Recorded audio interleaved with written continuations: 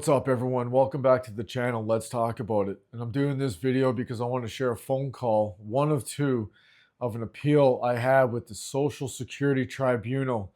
And they had assigned a lady named Susan Graves to handle this appeal. Miss Graves is a lawyer. She's a former deputy director at the Attorney General's office. And in this video, we're going to be talking about an appeal where I was ordered to pay back $3,000, $3,000 and change back to unemployment, the employment insurance, where technically I should never have had to. You've guys seen that post and video, that whole ordeal I had to deal with that lunatic Tyrell Alexander when I was simply trying to convert my benefits from regular benefits to sickness benefits.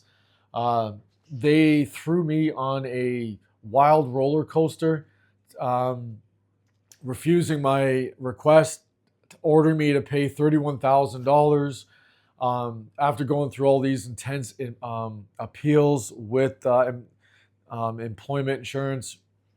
They reversed this $28,000 that Tyrell had enforced on me, but there was still a remaining of $3,000. So what happened was I made an honest mistake back in 2021 where I incorrectly entered. There was 2 weeks on two separate jobs where the first week I didn't receive any money, still being on unemployment. I made a claim for that week.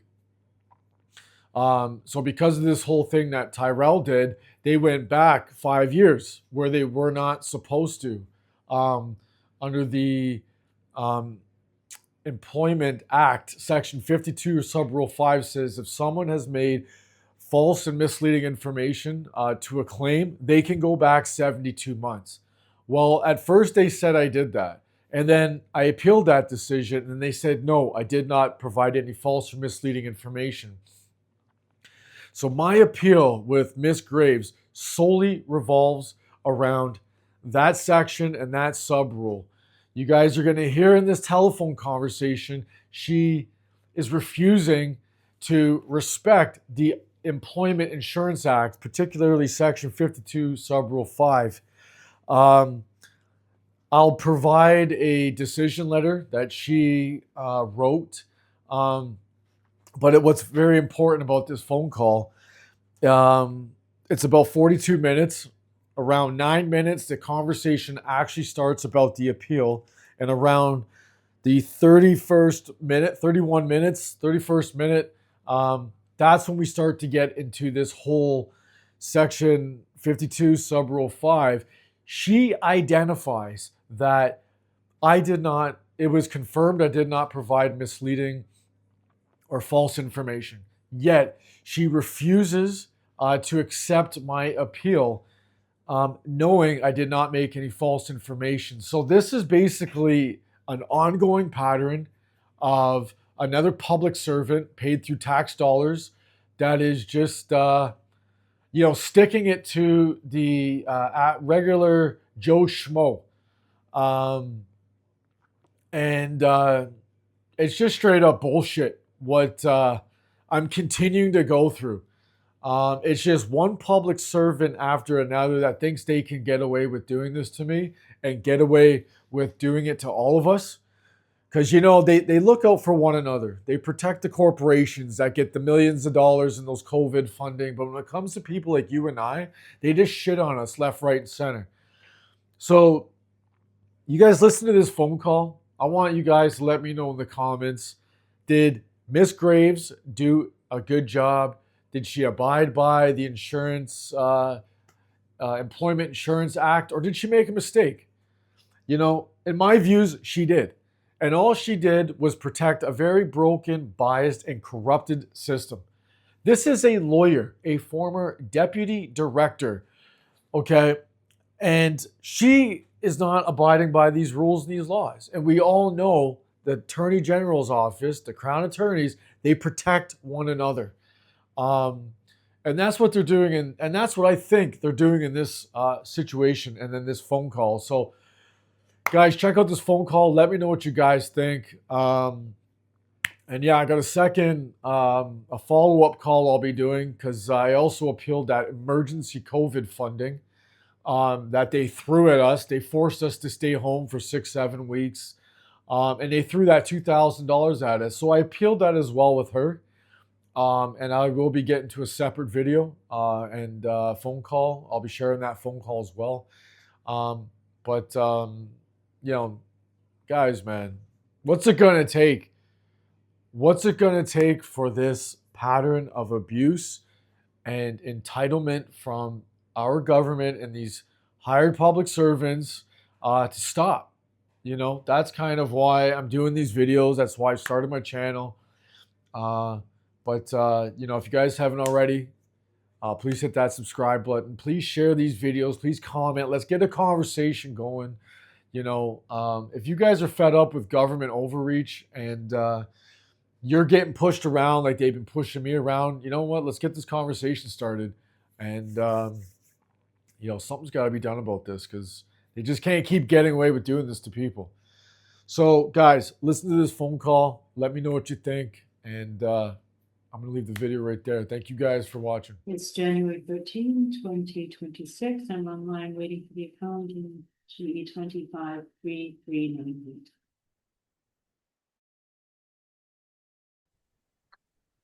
Oh, good afternoon. Can you see and hear me? Hey, good afternoon. Yes, again. I'm glad you're able to connect.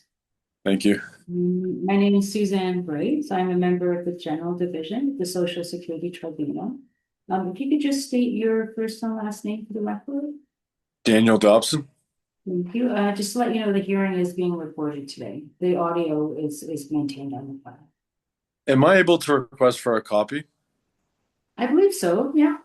Okay. Yeah, absolutely. I don't know if this tribunal charges for that, but you can ask. But you're certainly able to request a copy, yes. Am I allowed to record it myself? My understanding is no, but you can request a copy of the recording. Okay, is there like a certain rule or like that you're not allowed to, or? My understanding is that the official recordings are kept by the Social Security Tribunal. That's just to maintain the integrity of the recording. The entire hearing is recorded by the tribunal. Okay. Is it against the law to record? It's a good question. I'm not sure at the Ontario level. Yes, it is. My understanding. I'm not sure at the federal level. I'll just be honest. I don't know if it's if there's a legal requirement that you cannot. Okay. We certainly would ask you not to record and to if you'd like to have a copy of the recording, you can request one. Okay, sure. All right. Yeah, so the hearing is being recorded. There are two parties to the appeal, yourself and the Canada Employment Insurance Commission. The commission will not be attending the hearing today, but they have filed all of their materials, which you've received a copy of, so they're all in the file. All right, and I'm going to go over all of the documents that I have. You have two appeal files. Sorry, you're going to ask a question? Sorry, are they required to attend? No, they're not required to attend. They're not required to attend. They don't often attend the hearing. Okay. And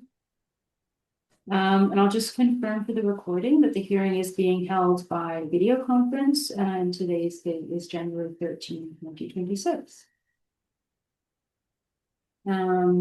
I just if you could just say if you have anyone else there with you, it's fine if you do. We'd just like to know who's at the hearing. No, it's just myself. And I want to confirm that as a member of the General Division of the Social Security Tribunal, I'm an independent decision maker. The tribunal is separate and independent from the Canada Employment Insurance Commission who made the decision that you're appealing today. As I say, it's just an independent tribunal. I have been through the documents in the file, and just to let you know, I may be asking questions as needed during the hearing. Sure.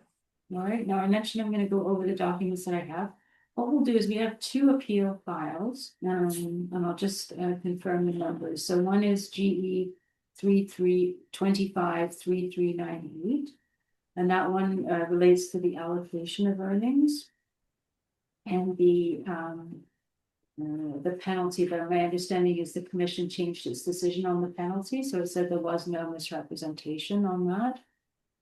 And then the second file is GE 253399, and that relates to the employment insurance emergency benefit that you received, and they're asking for the $2,000 payment back. Are those the two files that you're aware before me today? Correct. All right.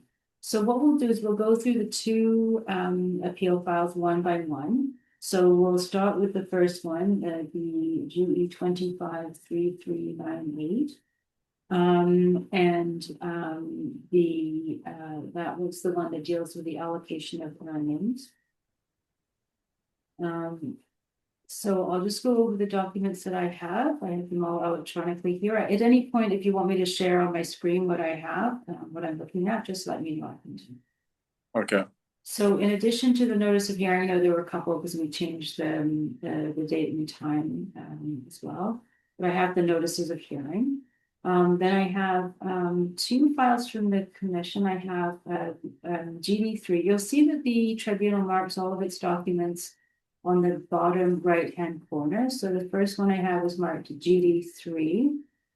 Do you have the documents? Do you want me to share so I can show you what I'm looking at? I am familiar with them. Yes, I have them on my computer. All right, so GD3 are all the documents in the reconsideration file. Then I have a GD4, and those are the representations of the commission to the Social Security Tribunal. The GD. Okay. And then other than that, I just have the notices of hearing. I just want to check, have you sent in anything recently that I might not have seen, or is there anything that you want anything that you might want to submit today? No, I think I'm okay with what I've submitted. Oh. So we'll proceed with this one first, and then we'll go back and do the same process with the other. So the issue that we're dealing with today is an appeal of the commission's decision. I'll just confirm the date. Oops. Oh my. So I'm just having a computer glitch here. Just give me a second.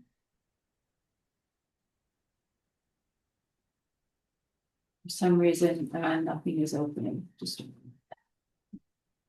all right.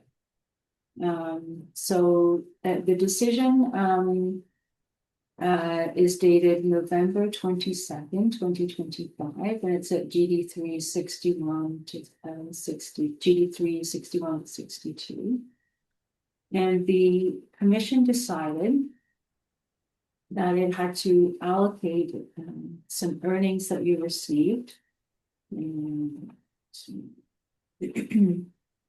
Earnings that we received, and I've got the dates. It's quite a while ago now. Just a moment.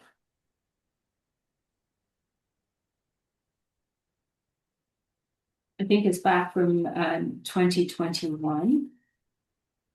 And that resulted in a notice of debt. Is that right? I believe so. And then the commission also decided that you had, initially it decided that you had misrepresented your earnings. After reconsidering, it decided to reverse its decision on that issue and decided that you had not misrepresented any earnings. There had been an honest mistake. Correct. All right, so I'm just going to go over the legal test of the rules that I have to follow on the issue of allocation of earnings. So there are a couple of sections in the employment insurance regulations that say that any money paid to a claimant for wages or benefits, they have to be taken into account in determining the amount to be deducted from benefits. And section 36 of the regulation says that any earnings that are paid to a claimant under contract of employment have to be allocated to the time period when the employment services were provided. And so they, when the earnings came to their attention, they allocated the amounts of the earnings to the weeks in which they were earned. All right, so that is what I have to decide whether or not the commission correctly allocated the earnings. I'm going to ask you to make an affirmation. Do you solemnly affirm that the testimony that you'll give in this hearing will be the truth, the whole truth, and nothing but the truth? Correct, yes. Thank you. So I've been through the documents. I can ask questions whenever, or now it's your turn to tell me everything that you'd like me to know, that you'd like me to consider. As I say, I will want to confirm that I have everything, that I'm understanding everything correctly in the file, but how would you like to proceed? What would you like to tell me? Well, thank you for being here and allowing me this opportunity. Not sure what the ratio is of the success for these appeals, but hopefully I get some type of favor in my request. Um, I think it's kind of simple what I'm asking for. I'm asking for these amounts to be removed. Um, this all stemmed from this past summer when I was trying to convert my unemployment insurance to injury and illness. Um, I was assaulted a few years ago. I've living with this injury day to day. It's gotten worse. I was simply trying to get help from unemployment insurance to convert my benefits, and I had the luck of meeting, gonna be honest, a really nasty level two person named Tyrell. He was condescending. He was rude. He twisted my words around. Um, and basically, this was on the long weekend of the August long weekend. And he got really nasty with me over the phone. And on the Monday, I got a letter saying that I have to pay back $28,000. All of my unemployment insurance has to be paid back. Um, I had to go through this very stressful appeal process that I shouldn't have gone through in the first place, I believe. After 30 days, I believe, um, I had to I had to speak to an investigator. I had to speak to another person. I was looking for work. So what they did was they reversed this $28,000 owing debt because I had the luck of the draw of speaking to a really nasty, condescending, um, poor representation of Service Canada. And because of that, they figured, okay, let's do a full investigation on Mr. Dobson. And they went back where I had made an honest mistake where they said I didn't. I knowingly made this mistake. And what happened was the amount basically the week I worked a week, I never got paid, so I didn't report it. And it happened twice, and I didn't know that. So the investigator educated me. Um, so I'm working on a story actually, and it's been put on hold. My experience with Service Canada and Tyrell, and I have a pretty good following on my YouTube channel, and I kind of this is the stuff I talk about is these type of dealings. So it's been put on hold, and to see the outcome I guess what the Social Security is going to do.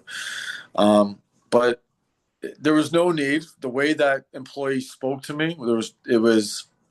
I really wish I'd recorded that call because it would have been out there to the public to show how comfortable some of these individuals get, knowing that the phone call isn't being recorded.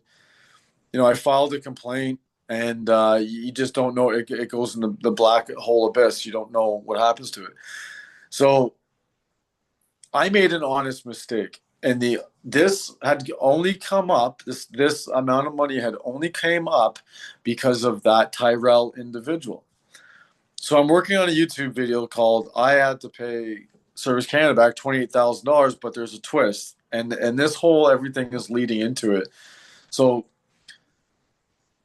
the abuse I endured from Tyrell and Service Canada, it was an honest mistake.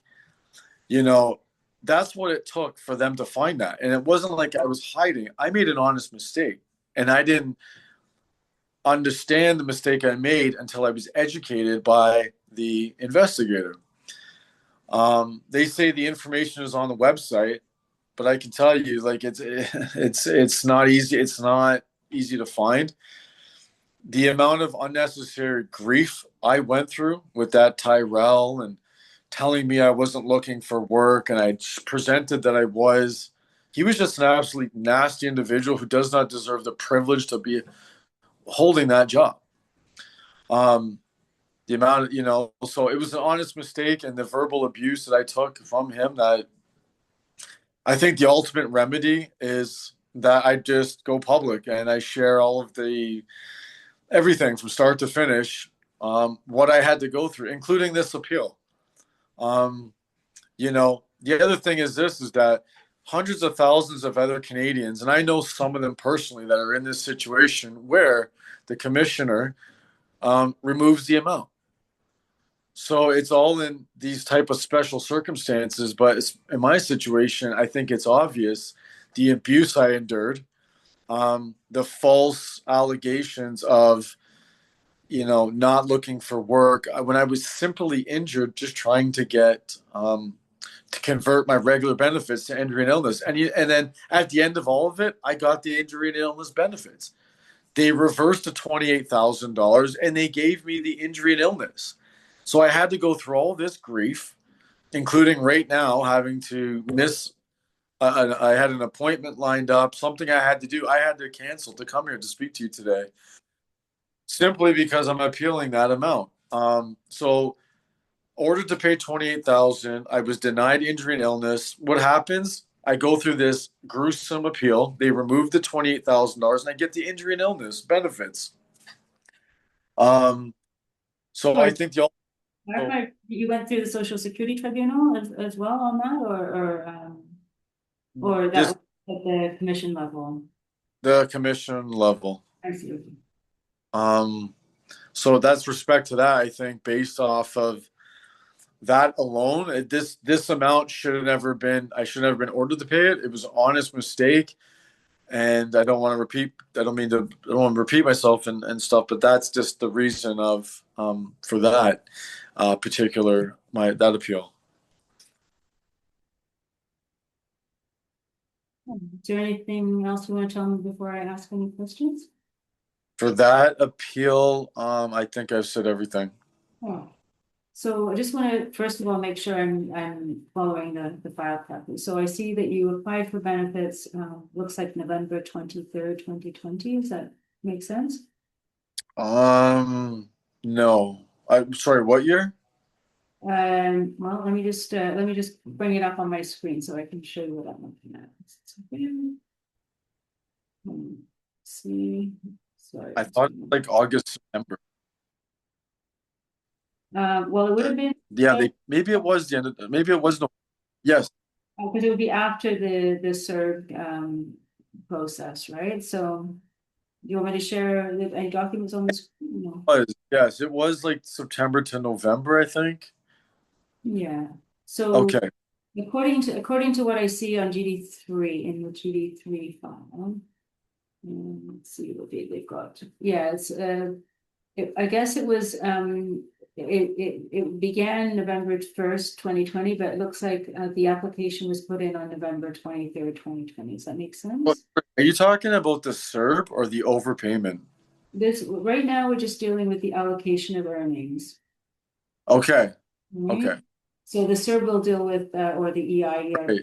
deal with after. So yeah. go ahead. Sorry. Yes, that's correct. It wasn't. No, it was not 2023, was it? No, this one, here, let me just, no, because this is to do with earnings in 2021. Okay, so Right. let me just share on my screen just so you can see what I'm looking at. Just make sure that we're looking at the same thing. No, yeah, right. I think I'm following you now. That's correct. All right, okay. Well, I'll share anyway, just so you can see what I have. So I'm seeing a date that application date, the 23rd of November 2020. And if I go down to GB 314, so this is the first record of employment. So you worked for Roberts On-Site Inc. Is that something? Right. Yes, and planned group. Right. So this just for a short time, a couple of days. Right. Yeah, so that's the one I made an honest mistake. Like I was saying, that I worked the week, I didn't receive earnings, so I didn't report it. And I was only informed about that from the investigator who drilled me for an hour. And that was extremely stressful. And at the end of the call, she turned out to be like a sweetheart, and she educated me about this process. And this all comes from that abusive, that I couldn't believe the way he spoke to me, this Tyrell. It went through this vicious 360 circle, and basically what I was asking for, I ended up getting it in the end. So this was an honest mistake, and just the way that I was treated, the abuse I endured from that Tyrell Alexander or whoever that person was, that that alone, like, that's what it took for them to find this. This was an honest mistake. I wasn't trying to hide that. They've identified that, and I think simply for those reasons, I should not have to pay it back. It was an honest mistake, and Okay, so I just want to clarify. So the issue that you're talking about is a later claim, right? It's not this one, the one where you were asked to pay 28,000 back. This is a much later claim, right? well, yes, it was this last year. Yeah. It was last year, but this right here comes from that event. You're saying that what happened was that they then investigated, they looked back, right? Back in time, is that right? Yes. So basically, yeah. So I was applying to convert my benefits. I got that nasty person. He told me, "Oh, you're gonna see what I'll send you." Like the way he spoke to me should not even be employed. And then, like I said, the Monday that I had to pay back everything. I was like, "Holy shoot! I'm simply injured, asking for help. I'm looking for work. I'm working." And what does he do? That's what he did. And then it was like pulling teeth to try to identify him, which I did, trying to get through to anybody. It was a disaster. I honestly, if I'll never deal with unemployment again if I don't have to. Like that was just, so because of that whole ordeal, they went back 5 years later, which I think they're only supposed to go back 3, but if they have to, they can go back 5. So it was right on the cusp. So they're like, we'll get him with something. And apparently this Tyrell had his hands in all this pushing the investigator. Like even the finance minister got involved. And that's why it's in the public's best interest to know about this whole ordeal. And now I'm before the Social Security Tribunal to try to have this, removed. It's not a lot of amount, but it's the principle. So, I just want to, again, just make sure I have everything correct. So, GD 316, looks like you worked for, Plan Group Inc.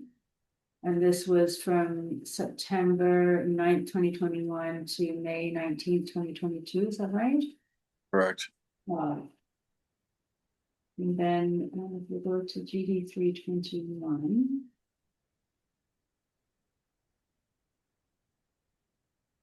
So this is just showing that you completed a biweekly report, and I'm not going to go through this in any depth because the commission has already acknowledged that it was an honest mistake and that you just simply reported like essentially a week late, right? Well, they knew it was an honest mistake, and they put down that it wasn't. And then I guess, maybe it's an angle they use where you appeal it. They'll just say, no, you still owe the money, but we're going to say you made an honest mistake. It was an honest mistake. It's, I don't know. Right, and so when in the GD 325, this is the week July 18, 2021 to July 31st, 2021, that's when you reported it. Because you reported that you said yes, you had earned wages and you reported it then.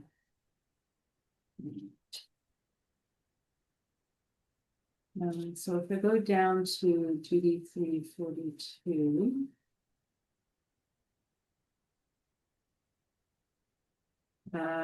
Is this the Tammy? Is this the person you were referring to earlier, the investigator?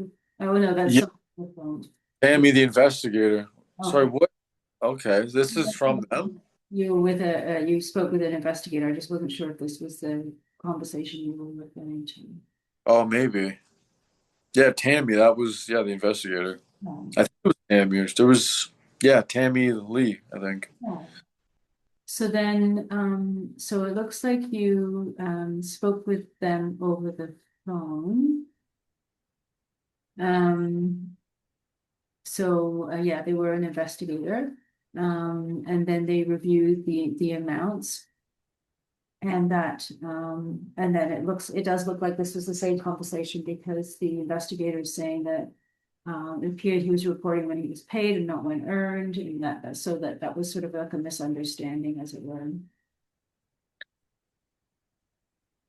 I just can't believe I went through all of that. I was simply trying to get requests for converting my benefits. They practically put me through unnecessary stress and so much stress. And ultimately, I get the injury and illness benefits.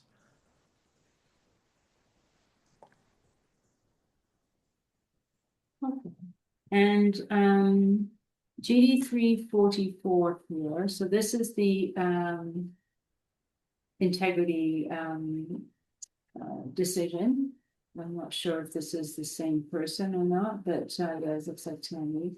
So this is they're showing the earnings, and this is I did look at this before. So you show these earnings in the next week because that's when you receive them.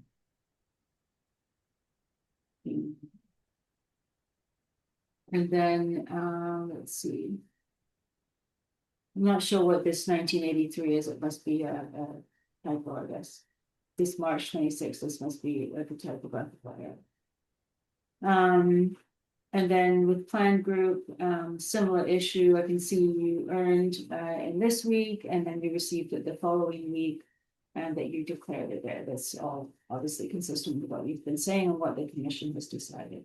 In terms of the figures here, what you earned, and do you have any dispute over the amounts shown here? I don't remember. It was over 5 years ago. Like I just don't remember. It was Oh, about 5 years ago. I don't. all right. So it does appear that you declared, like you just declared in the following week. But do you have any reason to, I just need to know whether or not you dispute these amounts or. No, it's just it was an honest mistake, and this all comes from an abusive, aggressive Service Canada employee that was condescending. He undermined my injuries. He twisted my words for applying for a job, and then he slapped me with a $25,000 fine that I had to pay back, and then I had to go through all these unnecessary hoops. And ultimately, I'm a little bit frustrated about this little ordeal because their system should have detected this through Revenue Canada or something, and this should have been brought to my attention sooner, not from the the situation I went through. Like I'm simply asking for help, and then what do? So I think based off of that alone, it was an honest mistake, which they finally real accepted, and they only say I had to pay this back because I was asking to convert my benefits. So they should have these employees should have an integrity, a code of ethics. That person did not abide by them. And the only remedy I feel like is when I go public in my video with every detail, every letter, everything about that person, how he spoke to me, the investigator, and that's going to be the ultimate remedy because there should be a code of ethics. There's other people in these situations. I already have someone with the top of the line AI system that has told me there's about a dozen other people he has found in a similar situation. They were told that they had to pay because they made a mistake, and that these people, Service Canada, they said, you made an honest mistake, don't worry about it. And I'm going to be using those in the video as well. So they have basically, I feel like I've been prejudiced. This could be a human rights issue, and that's without going into like too much detail. That's I'm asking for this amount to be removed because for the reasons I've given. So I should let you know, I don't have any jurisdiction over human rights. I just thought you should know. No. I know that. I think I know. The thing is, I'm gonna file a human rights complaint against Service Canada and that Tyrell individual because of everything I've had to go through. Nothing to do with you or this process. I just wanted to make clear that you understand that I'm not able to make a decision based on, any breach of human rights by the commission. No. It's no. I know. There's code of ethics that the employees must abide by, and they didn't. And there's other cases I'm sure that maybe you've gone through or your colleagues similar to my situation, and the money has been waived. It's been said you don't have to pay it back. So I'm going to have to be comparing those similar cases and figuring out, just that. But that's just kind of, I think that's all I really have to say about that appeal. No. Unless questions you have. And, well, one of the things I am looking at is the date. So, so I'm just going to, give me a moment. I'm just going to stop sharing for a second. Sure. Maybe try to stop sharing for a second. Okay. So one of the things I need to look at is, how long it took Service Canada to identify the issue and when they first notified you. So, because as you mentioned, there are some timelines that they have to act within. And I'm just going to pull up the section so you're familiar with it.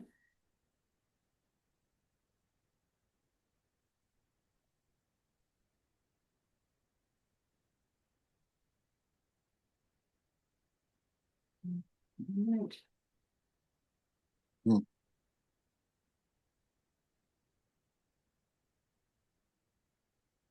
So the commission, so there is something called a reconsideration of claim under the Employment Insurance Act. And the commission can reconsider a claim for benefits within 36 months after benefits have been paid.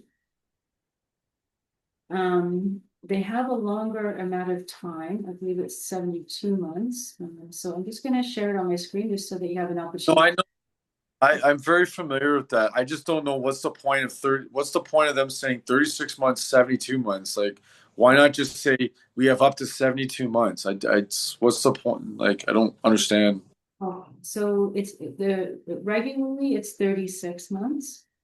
If in the opinion of the commission, this is what section 52 sub 5 says, false or misleading a statement or representation has been made in connection with a claim, the commission has 72 months within which to reconsider it. So they're right there. I'm hoping because that we can dismiss it off of that.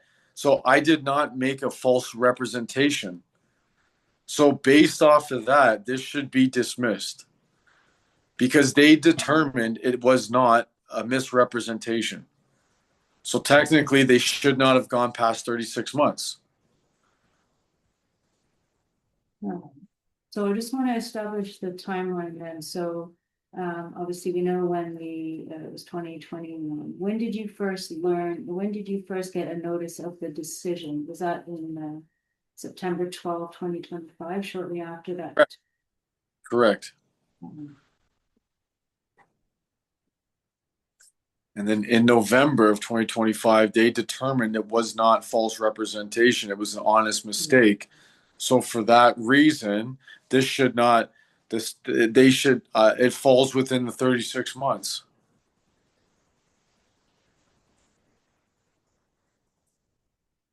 I'm just going to, Can we agree on that, or I'm sorry? can we agree on that? Since they've, I hope you understand, I can't make any decision at the hearing. I have to look at everything after the hearing. no, but that's fair enough. Okay, while this is okay.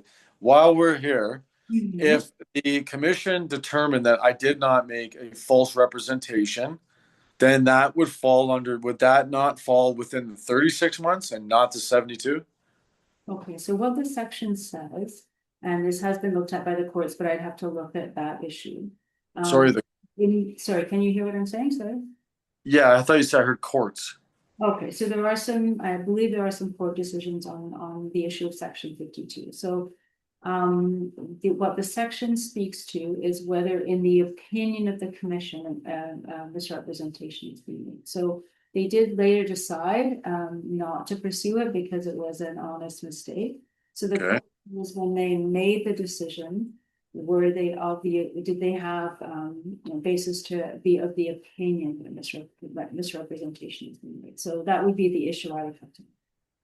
See, so this is where this whole situation is going to take a turn, because now what we've talked about and discussed and identified, that's going to be a major point in this whole story dealing with this Service Canada and the commissioner, and of course now with the Social Security, because and that's going to be up to for you to decide. Um, Yeah, that is you going to be an issue that I am going to look at for sure, under section 52, whether they read it into. okay. Mhm. So in, sorry, is there anything else you want to say before I? Well, so what are you referencing? Like, what's the section 52? What is all that? All right, so let me just pull it up on the screen so you can see it. Like an act or? Yeah, it's the Employment Insurance Act. Yeah, oh, okay, the Employment Insurance Act. Yeah. Yeah, Employment Insurance Act, section 52. Since you're raising the issue of the time, Yes. we'll have to look at whether or not the commission acted within its powers under section 52. And section 52 is the section that you've already mentioned that speaks to the 36 months. And then subsection 5 says that a commission has 72 months if, in the opinion of the commission, a false or misleading statement or representation has been made in connection with it. Perfect. So right there and then, this should be dismissed. As I say, I can't make a decision right here and now. I Well, have to look at everything and any case law that's relevant as well. I'm letting you know. Well, okay. I'm I just this is going to be part of my video, and I believe. Are you a lawyer, Ms. Graves? My position does not require me to be a lawyer. I do happen to have a legal You background. do. Okay, so this is okay. So like this is pretty much like this act. There's rules and stuff, and Mhm. yeah. So it should be interesting to see how this is going to be interpreted with this 36 months and 72 months. So if I understand your position, then you're saying that they were out of time because they should have been limited to the 36 months, right? Well, they at first determined that I they can go over 36 months, because if they've determined someone's been dishonest and misrepresented, then they can do it. They determined that I wasn't. So since I wasn't, this should not have passed the 36 months. And that is the act. And I will be. I think it's fair that, I don't know really how much more to elaborate on that, but if I have been determined not to have made anything in bad faith, then it should not have passed the 36 months. And for that reason, this amount should be waived. And any money that they've taken from me should be reimbursed according to the act. And then I'm just going to go quickly to GD4, and those are the arguments of the commission. Just make sure you have an opportunity to respond to their arguments. Do you have the GD4 there, or you want me to share it on the screen? It's okay. I'm familiar with all the materials. I have it on my. Thank you. So what the commission has said at GD4, page 6, and the only reason I'm going to this is so that you have an opportunity to respond to what they're saying. So the commission says it's developed a policy to help it exercise its discretion to reconsider decisions under section 52 of the act. That's the section that we just looked at. The commission says it uses this policy to ensure a consistent and fair application of section 52 and to prevent creating debt when the claimant was overpaid to the default of their. So the policy further states that a claim will only be reconsidered when, and then as 4 bullets, when benefits have been underpaid. Benefits were paid contrary to the structure of the Employment Insurance Act. Benefits were paid as a result of a false or misleading statement. The claimant ought to have known there was no entitlement to the benefits. So it's saying that, then it goes on to say a false or misleading statement is any information submitted in respect to the claim for the benefit is untrue. A false statement may arise from an intentional, knowing, or negligent action. Or from an honest mistake resulting in the real or possible payment of benefits. So what's that last bit? So it says a false statement may arise from an intentional, knowing, or negligent action, or from an honest mistake resulting in the real or possible payment of benefits. The commission does not have, this is the commission's words. The commission does not have to prove the claimant made a false or misleading statement, only show that it could reasonably conclude that a false or misleading statement was made in connection with the benefit claim. So that's their position, that they're saying that they don't have to prove that you intended to make a false statement. They only, in order to meet these, the 72-month like extension. So that's Right. the position. So I don't know if you've covered everything or if there's anything else you want to tell me. Well, no, I think it's pretty clear as day in my perspective is that they've identified that I did not make a false or misleading statement. So for that reason, according to the act, that they should not have gone over the 36 months. Because someone who has been identified as providing a misleading and false statement, then they have the authority to go past that. After further looking into my case, they determined that I didn't. So then that brings it back to that section 52. I'm not sure what the sub rule is, but so I did not do anything misleading or false. It was like they've identified that. So for that reason, this should be dismissed. My appeal should be accepted.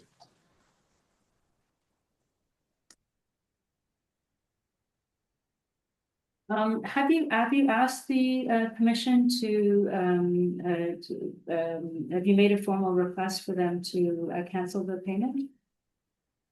Well, I'm speaking to you now, right? So There's a separate process. There is a reason I'm asking. So there's a separate process for that too. So you know what? I'm done dealing with them, and the ultimate remedy is to go public because these little phone calls behind closed doors, and then they do what they did to me. There's no remedy. So I understand. Yeah. Okay. with like a lot of type of misconduct and unethical conduct, and I think we've established that Section 52 rule, and that I was not deemed to be providing false, misleading information. So for that reason, my appeal should be accepted, and they should not have gone over 36 months. So, so that matter. Is there anything else you want to say about that matter? And if not, we can go on to the EIERB payment. I think I'm pretty satisfied now. After with that, I have nothing else to say. So then,